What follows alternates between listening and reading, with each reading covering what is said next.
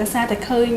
មូលហេតុនៃបញ្ហាការរៀបការវ័យក្មេងវាប្រឈមខ្លាំងបែបហ្នឹងហើយជាពិសេសនៅខេត្តរតនគិរីហើយពួកខ្ញុំក្នុងនាមជាយុវជនម្នាក់អ្វីដែលពួកខ្ញុំធ្វើគឺតាក់ទងជាមួយនឹងការពង្រឹងអំណាចយុវជនរបស់ក្មេងស្រីគឺពួកយើងនឹងធ្វើជាកម្មវិធី event ផ្សេងៗដើម្បីរៀបចោលទៅដល់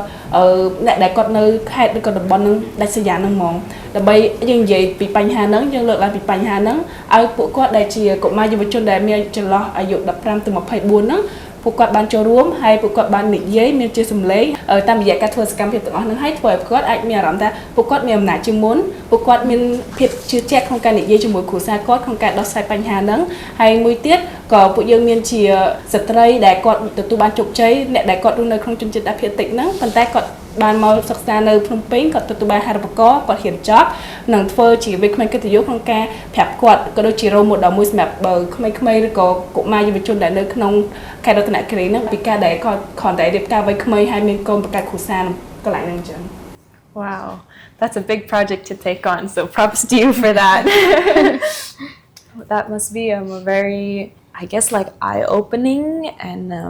impactful project to be working on. I make forward progress in solving this issue. ដោយអ្វីដែលខ្ញុំបានធ្វើនៅក្នុងសៀយ៉ាប់នេះផ្ទាល់ girl leadership ដែលខ្ញុំចូលចិត្តជាងគេព្រោះដោយសារតើវា inspire យើងខ្លួនឯងហើយវាធ្វើឲ្យយើងមានភាពដឹកនាំសម្រាប់ខ្លួនឯងព្រោះដោយសារមុននឹងយើងដឹកនាំគេបានយើងត្រូវដឹកនាំខ្លួនឯងសិនអញ្ចឹងពួកគាត់ដូចគ្នាកត្តាខ្លួនគាត់ដោយសារតើគាត់អត់មានតែក្តីសម័យអត់មានតែភាពដឹកនាំសម្រាប់ខ្លួនឯងអត់បានយល់ដឹងហើយអត់បានស្គាល់ខ្លួនឯងច្បាស់អញ្ចឹងគាត់អត់មានអីដែលយកទៅតតាំងជាមួយពួកគាត់ទីមួយគាត់ចាស់ជាងយើងទីពីរគាត់ជាអាណាព្យាបាលទី3យើងអត់មានតែក្តីសម័យយើងអត់មានតែគោលដៅហើយយើងអត់មានទាំង model ដើម្បីមើលឬក៏បន្តដើម្បីយើងសម្រេចបានអនាគតរបស់យើងនេះ Any issue that's really deep rooted in society is something that takes time to change. It's something you can't just fix within a year or so. It's something that happens over generations and one day eventually have children at the right time